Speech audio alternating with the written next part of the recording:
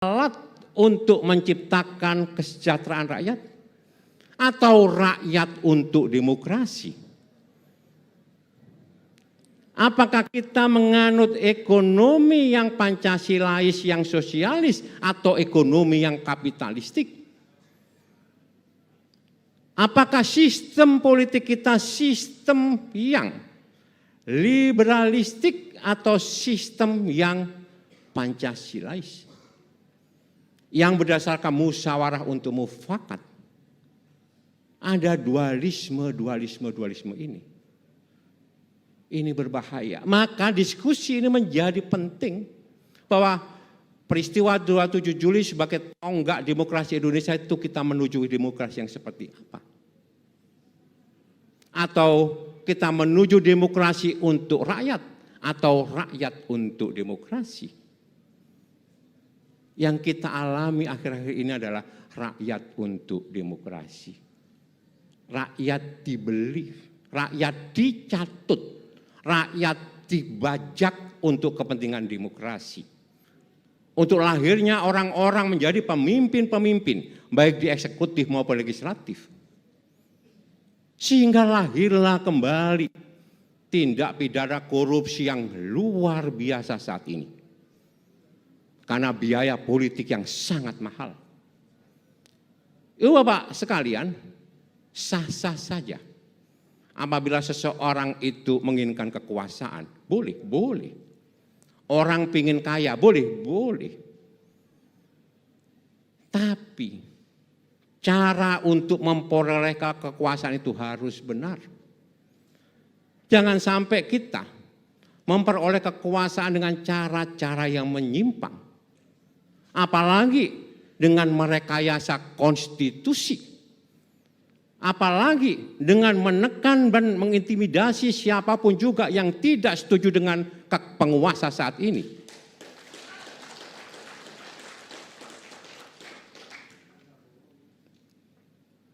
Yang mengkritik yang berbeda, kriminalkan. Cari salahnya sampai ketemu.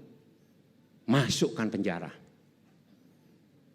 Kemarin terjadi kasusnya Tom Lembong dan Mas Hasto Kristianto, cari sampai ketemu, masukkan penjara. Sedangkan kasus-kasus yang besar seperti kasus minyak goreng lewat. Betul? Kasus pesawat jet lewat. Kasus korupsi infrastruktur di Sumatera Utara lewat. Kasus blok Medan. Banyak banget kasus-kasus yang segede-gede gajah seperti itu. Kasus korupsi segede gajah itu lewat.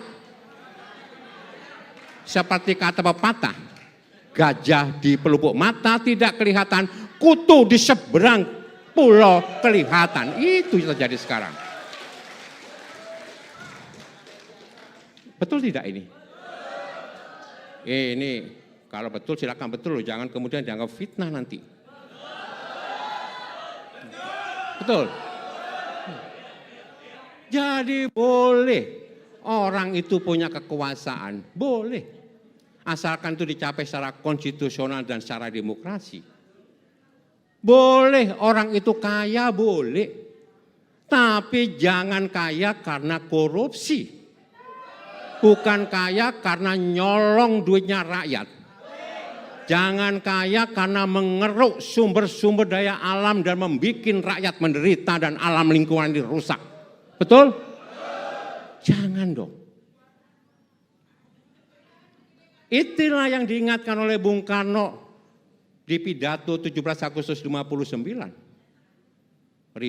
Rediscovery of our revolution. Diingetin ini Mas Boni. Sekarang kok terjadi ya? Dulu waktu reformasi, dulu waktu 27 Juli, kita bersama-sama rakyat menghantam itu KKN. Betul nggak? Sekarang luar biasa. Balik lagi nih, malah terang-terangan nih. Terang-terangan nih. Nepotismenya terang-terangan. Betul nggak? Korupsi terang-terangan, kolusinya juga terang-terangan. Coba. Ini yang membuat kita harus merefleksikan diri. Dan kita ingin semua, ini cara kita bagaimana kita introspeksi diri, mawas diri. Terutama pada partai kita. Apakah ada yang salah ya dalam perilaku kita ketika memimpin partai kita ini?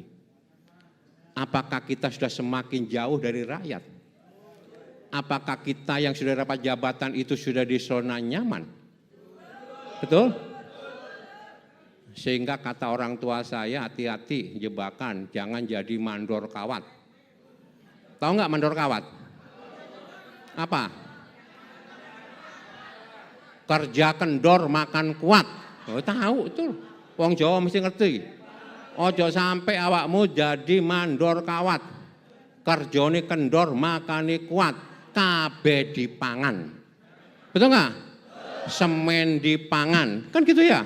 Kertas dipangan, tambang dipangan. Kabeh diemplok. Laut dipatok dipangan. Ya.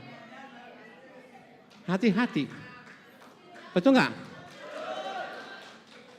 Saudara sekalian, sekali lagi, ini mengingatkan kita semua. Bu Mega berkali-kali keluar dari zona nyaman. Rakyat itulah yang menjadi tujuan kita.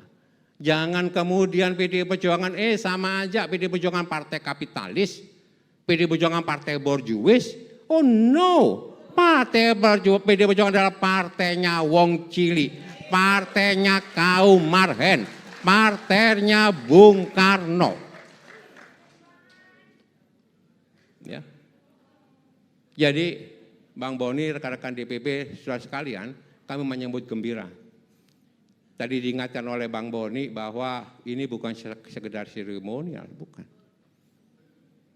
Bukan sekedar kita memperingati supaya kita tidak lupa. Tidak. Memang kita harusnya tidak pernah lupa. Hati-hati, kalau nggak dianu kita lupa, bangsa pelupa. Kayak orang tua kena apa itu yang gampang pelupa itu, bang apa? Alzheimer, pikun itu apa? Yaudah. Pokoknya gampang pikun toh. Pikun termasuk lupa pada pelanggaran-pelanggaran HAM berat. Lupa loh kita. Terutama kepada generasi mendatang. Bukan kita itu mengenang peristiwa itu untuk kemudian kita akan mengulanginya lagi. Supaya kita mengingat, pernah loh kita mengalami zaman-zaman gelap itu. Supaya kita tidak lupa dan supaya kita tidak mengulang kembali kekelaman itu. Kan itu sebetulnya. Jangan ditutup-tutupin. Biarkan generasi mendatang itu juga tahu dan paham sejarah bangsanya. Ya. Ibu Bapak sekalian, jadi penting sekali supaya kita tidak lupa. Supaya kita betul-betul bisa mawas diri. Bahwa partai PDI Perjuangan itu lahir dari rakyat kecil. Maka saya ingatkan kembali Bang Boni, tahun depan adakan acara itu dengan lebih leluasa, kita bisa duduk di bawah, di ruangan ini boleh, di bawah juga boleh, di lantai bawah itu Mbak Ning boleh, kalau perlu pakai tikar. Dengan demikian, bukan hanya acara ini, tapi perilaku kita juga harus mawas diri. Supaya kita tidak menipu dan mengkhianati rakyat. Kita tidak mengulang sejarah kelam yang kita lawan 29 tahun yang lalu. Jadi selamat menikmati dialog ini. Hadir para pelaku sejarah di sini. Ada Bang Kobu, ada Mbak Ning, ya. Mbak Ning ini pelaku dan saya tadi tanya ke Mbak Ning itu anaknya yang menyusui di penjara itu sekarang jadi apa? Jadi anggota dewan, itulah buah itulah buah dari perjuangan mamanya.